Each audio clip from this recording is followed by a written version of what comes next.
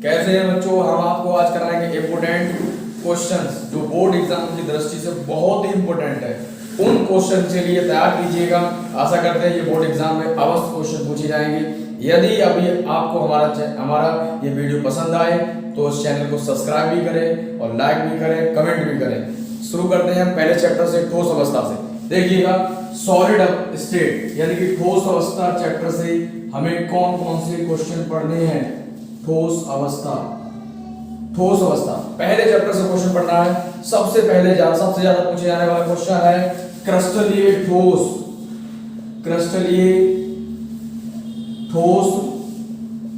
तथा अक्रिस्टलीय ठोसों में अंतर।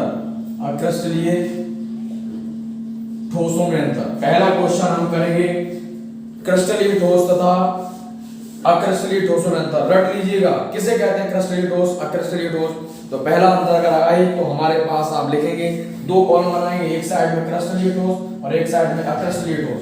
पहले हम क्रिस्टलीय ठोस की डेफिनेशन लिखेंगे। क्या लिखेंगे क्रिस्टलीय ठोस की डेफिनेशन? वे ठोस क्रिस्टलीय ठोस कहलाते हैं जिनके कण एक नियमित व्यवस्था में व्यवस्थित होते हैं। ये हम इसमें लिखेंगे क्रिस्टलीय ठोस में। अक्रिस्टलीय ठोस में हम ये लिखेंगे इनके कण अनियमित व्यवस्था में व्यवस्थित होते हैं। ये विषमदैशिक प्रकृति के होते हैं, ये समदैशिक प्रकृति के होते हैं। और अगर बात की जाए इसमें उदाहरण की अगर बात करेंगे तो यहाँ पर हम लिख सकते हैं डायमंड लिख सकते हैं और NaCl लिख सकते हैं। यहाँ प्लास्टिक लिखेंगे, प्लास्टिक लिख देंगे, पॉलीथीन लिख देंगे, ये इसमें आएंगे। 3-4 अंतर लिख सकते हैं आप इसमें। तो हमने आपको बताया क्रिस्टलीय या अक्रिस्टलीय ठोसों में अंतर। दूसरा क्वेश्चन बच्चों बहुत ही इंपोर्टेंट जो बनने वाला है इस चैप्टर से वो है शॉर्टकी और फ्रैंकल दोषों में अंतर। दूसरा क्वेश्चन जो है वो बहुत इंपोर्टेंट है। उस क्वेश्चन का नाम है शॉर्टकी दोष और एक है फ्रैंकल दोष। शॉर्टकी और फ्रैंकल दोष रट लीजिएगा। ये शॉर्टकी दोष की खोज किसने की? शॉर्टकी ने की। फ्रैंकल दोष की खोज किसने की? फ्रैंकल ने की थी। बच्चों शॉर्टकी दोष किसे कहते हैं? जब किसी क्रिस्टल में से समान संख्या में धनायन और ऋणायन लुप्त हो जाते हैं तो उसे कहा जाता है शॉर्टकी दोष। फ्रैंकल दोष किसे कहते हैं? जहां पर कोई धनायन अपनी मूल पोजीशन छोड़कर अंतराकाशी स्थान में फिक्स हो जाता है तो उसे हम कहेंगे फ्रैंकल दोष।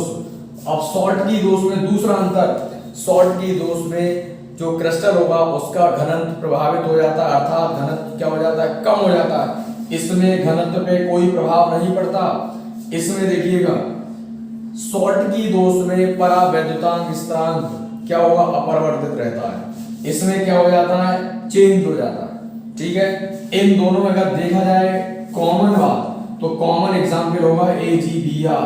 हमसे कोई पूछे शॉर्टकी और फ्रैंकल दोष का कॉमन एग्जाम्पल कौन है तो बच्चों ये है AgBr। कौन सा है? AgBr। ये शॉर्टकी दोष भी दिखाता है, फ्रैंकल दोष भी दिखाता है। इस चैप्टर से तीसरा क्वेश्चन जो सबसे ज्यादा पूछा जाने वाला है, एक क्वेश्चन इसमें ये भी पूछा जा सकता है NaCl लिखा हुआ NaCl में संवहन संख्या का अनुपात कितना होता है? 6:6। ऑब्जेक्टिव में पूछा जा सकता है। Na के लिए लिखेंगे 6, Cl के लिए लिखेंगे 6। Na को 6 और Cl को भी 6 लिखेंगे। ठीक है, नेक्स्ट क्वेश्चन बात करते हैं। अगर न्यूमेरिकल क्वेश्चन आएगा बच्चों इस चैप्टर से तो ये फार्मूले पर आप न्यूमेरिकल तैयार कर लीजिएगा, Zn/Na × Aq। इस चैप्टर से एक क्वेश्चन पूछा जाएगा और ये वाले फार्मूले पर ज्यादा से ज्यादा पूछने की संभावना है। तो ये क्या है हमारे पास? ये घनत्व है बच्चों। क्या है? घनत्व। ये है परमाणु की संख्या। ठीक है, और ये क्या है? द्रव्यमान। ये क्या है? अवोगाद्रो संख्या। और ये क्या है? एक कोशिका के कोर की लंबाई। ये कोर की लंबाई होगी। ठीक है, आप याद कर लीजिएगा। इस पर एक सवाल मैं बोल दे रहा हूं क्योंकि मैं लिख रहा हूं, लिखने का टाइम नहीं है। अगर आप लिखना चाहें तो लिख सकते हैं। ये क्वेश्चन बहुत आने की संभावना है। एक क्रिस्टल सिल्वर CCP क्रिस्टल जालक बनाता है। सिल्वर CCP जालक में क्रिस्टलीकृत होता है। इसकी एक्स किरण विवर्तन अध्ययन द्वारा एक कोर की लंबाई कितनी ज्ञात हुई? 408.6 पिकोमीटर। इस क्रिस्टल के घनत्व की गणना कीजिए जबकि सिल्वर का द्रव्यमान 108 दे रखा है। तो आशा करते हैं सवाल के लिए आप बहुत अच्छे से करेंगे और ये बोर्ड एग्जाम में 100% आएगा 2023। ठीक है, और इसका आंसर बच्चों आता है 10.5 ग्राम पर सेंटीमीटर क्यूब। ठीक है, इस चैप्टर से इतने क्वेश्चन को करिएगा। नेक्स्ट चैप्टर पर बढ़ते हैं, क्योंकि इंपोर्टेंट क्वेश्चन बता रहा हूं, सिर्फ मैं लिख के नहीं बता रहा हूं, आपको बोल रहा हूं, आप देख लीजिएगा। नेक्स्ट चैप्टर है बिलियन सॉल्यूशन। सॉल्यूशन में बच्चों ये क्वेश्चन बनता है सबसे ज्यादा बच्चों बिलियन चैप्टर में जो मेन टॉपिक है वो है हमारा मोलरता। मोलरता का फार्मूला एक 100% इस पे सवाल आएगा। मोलरता का फार्मूला होता है n × 1000 V आउट मिलीलीटर में। ठीक है, n जो n होता है वो नंबर ऑफ मोल्स होता है, स्मॉल m अपॉन ये। अगर मैं इसका मान रहा हूं तो ये फार्मूला आएगा। एक सवाल बोल रहे हैं हम 4 ग्राम NaOH को 500 ml में विलय किया गया, तो विलयन की मोलरता क्या होगी 4 ग्राम, और कितने में 500 ml में ही आ गया B, और ये 40 कितना हो गया, इसका NaOH का व्यवहार हो गया, तो इसकी मोलरता कितनी आ जाएगी 0.25।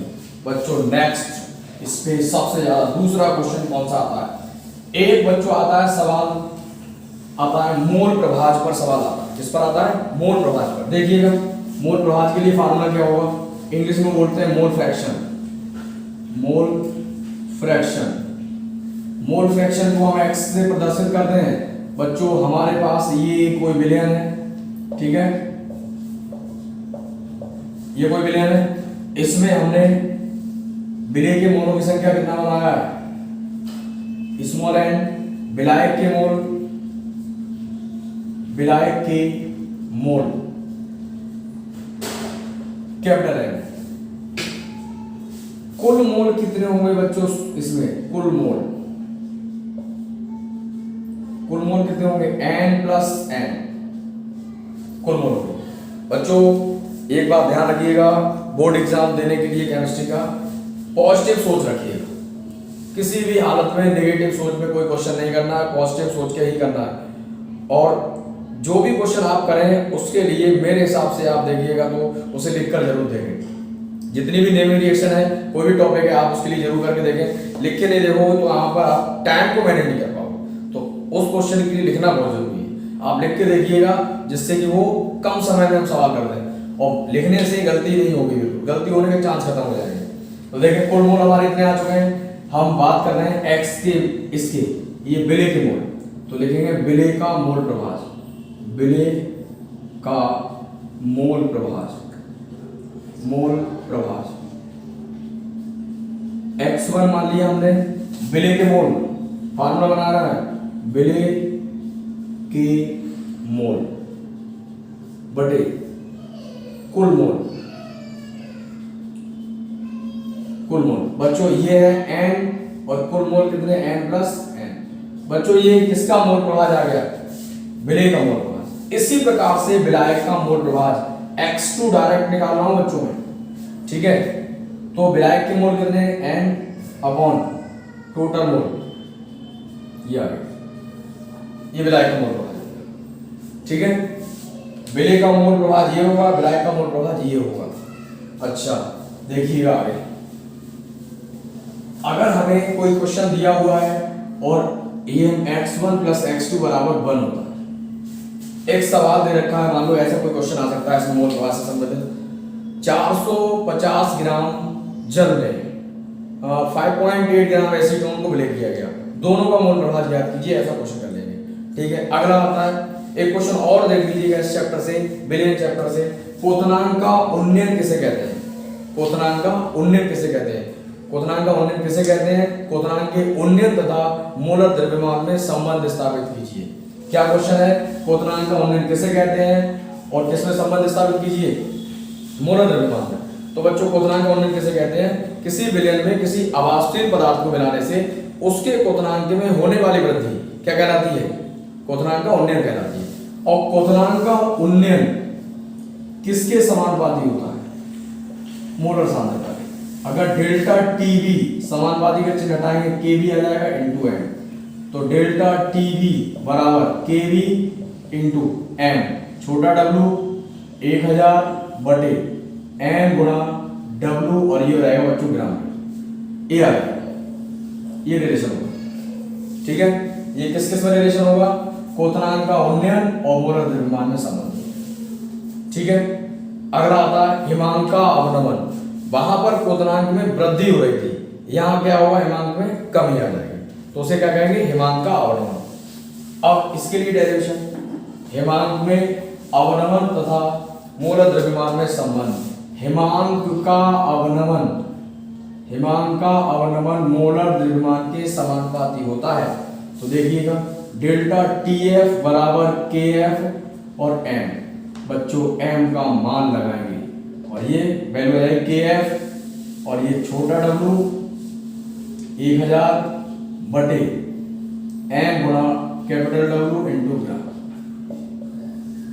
ठीक है, ये आ जाएगा, ये वाला था।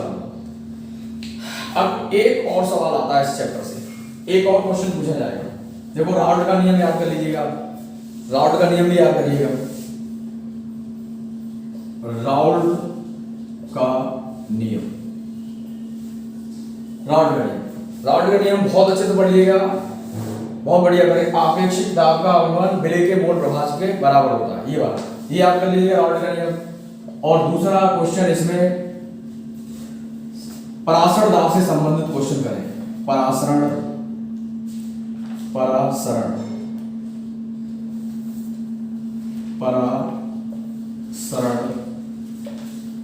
दाब से, परासरण दाब से प्रश्न करेंगे तो सामान्य विलयन समीकरण का यूज करेंगे। पीवी बराबर एनएसटी, पीवी बराबर बच्चों डब्ल्यू अपॉन एमएसटी, तो पीवी एम बराबर डब्ल्यूएसटी।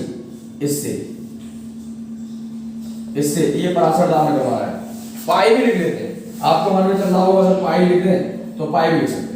पाई v बराबर एनएसटी, तो पाई बराबर क्या आ जाएगा, एनएसटी अपॉन v, ऐसा भी कर सकते हैं, कोई दिक्कत नहीं। ठीक है, ये परासरण दाब इससे भी निकाल सकते हैं। अगला क्वेश्चन इसी चैप्टर से देखो, परासरण और परासरण दाब को पढ़िएगा। परासरण और परासरण दाब दोनों की परिभाषाएं पढ़ लें, परासरण दाब और परासरण की परिभाषा पढ़ लें। अगले चैप्टर में आते हैं विद्युत रसायन में। विद्युत रसायन में फैराडे के नियम याद करके जाइएगा। फैराडे के नियम, फैराडे के नियम, फैराडे के नियम। नंबर दो पढ़ेंगे मोलर चालकता, मोलर चालकता। नंबर 3 तुल्यांकी चालकता, तुल्यांकी चालकता। नष्ट समीकरण पढ़ के जाएंगे भाई लोग, नष्ट समीकरण रट्टा मार के जाइएगा इस पर। ई सेल बराबर E naught cell 0.591 upon n log oxidation upon reduction. ये सबके अर्थ पता होना चाहिए कौन क्या है। ये हमारे पास क्या है, ये इलेक्ट्रोड और ये मारक इलेक्ट्रोड, ये इलेक्ट्रॉन संख्या, ऑक्सीकरण और ये अपचयन। अगर इसके न्यूमेरिकल देखने हैं तो मेरी इससे पहले वाली वीडियो देखिएगा इलेक्ट्रोकेमिस्ट्री पे, नष्ट समीकरण से आधारित न्यूमेरिकल है, उस पर देख लीजिएगा कि बोर्ड एग्जाम में सवाल आएगा तो आप इससे कर सकते हो। ठीक, नेक्स्ट चैप्टर चलते हैं रासायनिक बलगति। रट लीजिएगा रासायनिक बलगति में zero order reaction, zero order reaction, इसका डेरिवेशन मैंने इससे पहली वाली वीडियो में बना रखा है, जीरो ऑर्डर रिएक्शन। दूसरा first order, first order reaction. First order मतलब प्रथम कोटि अपक्रिया, शून्य कोटि अपक्रिया, प्रथम कोटि अपक्रिया, दोनों के डेरिवेशन याद कर लीजिए, रट्टा मार लीजिएगा। एक अगला इसके अगला तीसरा टॉपिक आभासी, आभासी एक अणु, आभासी एक अणु अपक्रिया। इसमें तो आप जानते ही बच्चों, अपक्रिया की आणविकता एक या एक से अधिक होगी, कोटि सदैव कितनी रहेगी, एक रहेगी, उसे क्या कहेंगे हम, आभासी एक अणु अपक्रिया। इस चैप्टर से हाँ न्यूमेरिकल पर बड़ा ध्यान दीजिएगा, शुरू के 4 चैप्टर में न्यूमेरिकल पे बहुत ध्यान दीजिएगा, हर हालत में न्यूमेरिकल को बहुत अच्छे से करेंगे, कोई क्वेश्चन छूटना नहीं चाहिए, क्योंकि 4 चैप्टर के न्यूमेरिकल मैंने अपनी पूरी जो पुरानी वीडियो बनी हुई है उनमें डाल रखी है, उन्हीं क्वेश्चन को करेंगे तो बोर्ड का कोई क्वेश्चन गलत नहीं होगा, कैसा भी क्वेश्चन आ जाएगा बोर्ड एग्जाम में आप कर दोगे क्वेश्चन।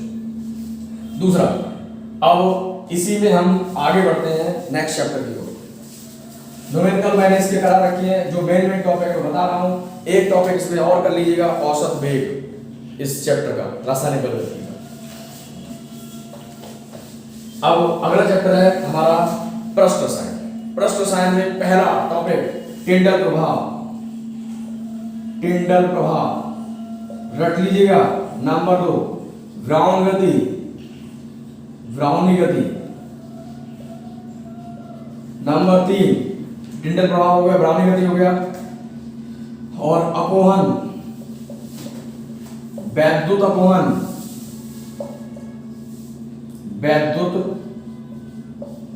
अपोहन।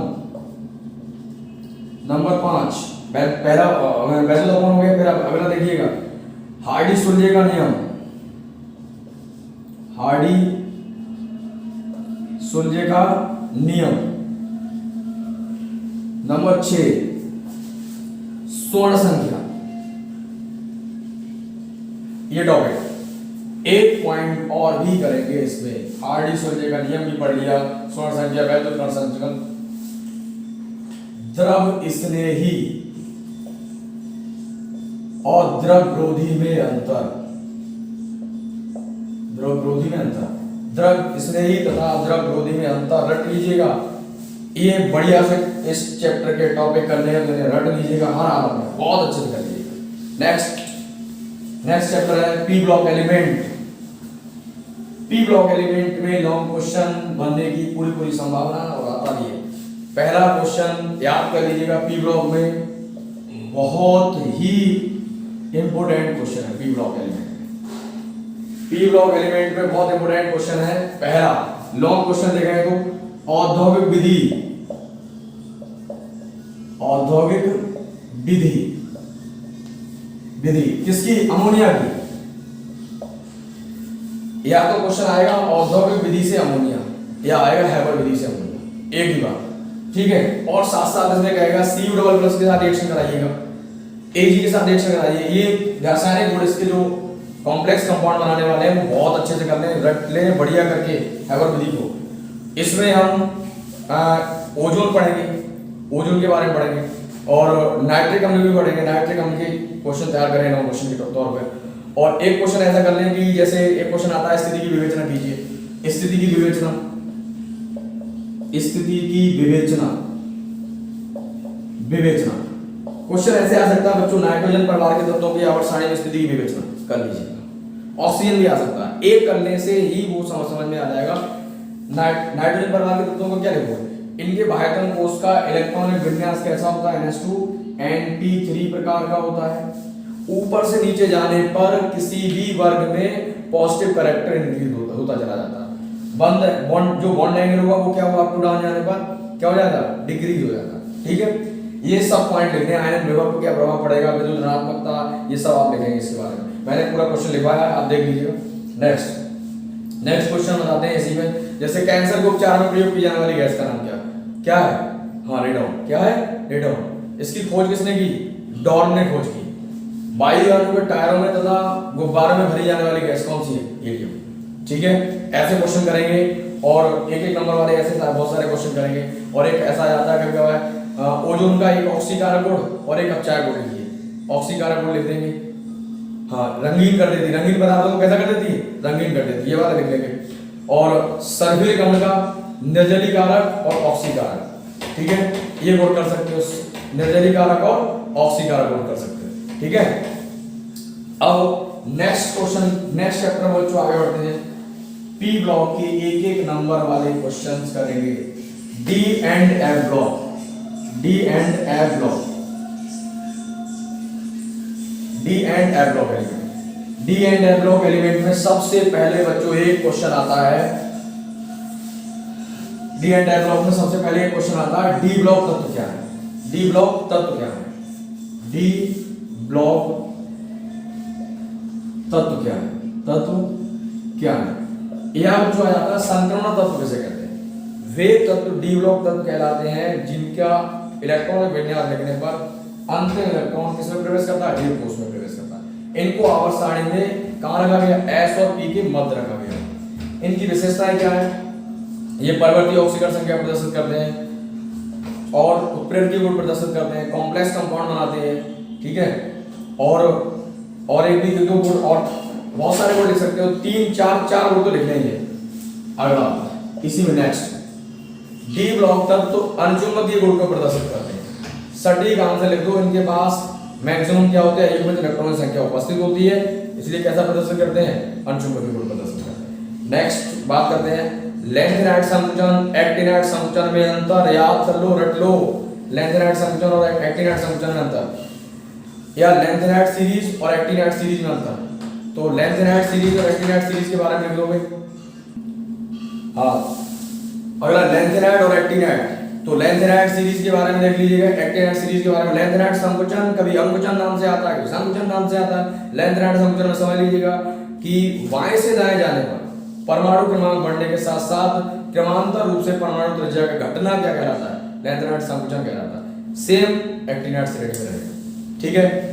और इस चैप्टर में एक क्वेश्चन कभी ऐसे आ जाता है, कोई रिएक्शन से रिलेटेड प्रॉब्लम आ सकती है। कैसे, जैसे मान लो हमें ऐसा कोई क्वेश्चन दे दिया, MnO4 माइनस के अम्लीय विलयन में Fe डबल प्लस का उपचयन कराया जाता है। समीकरण को कंप्लीट करिए और बैलेंस भी कीजिए। तो ये कैसे कंप्लीट होगा बच्चों, Fe डबल प्लस हो जाएगा और आगे क्या हो जाएगा, Fe ट्रिपल प्लस और प्लस H2।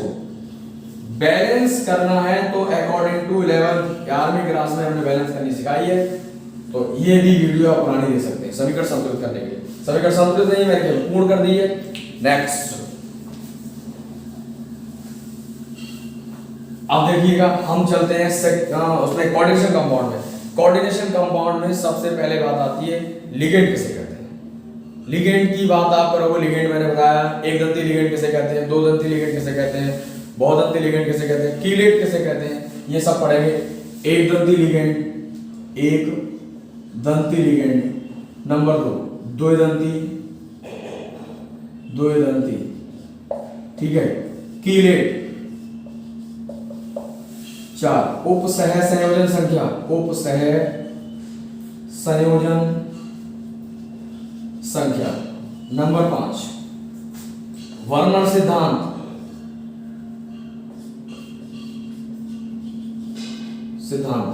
नंबर 5।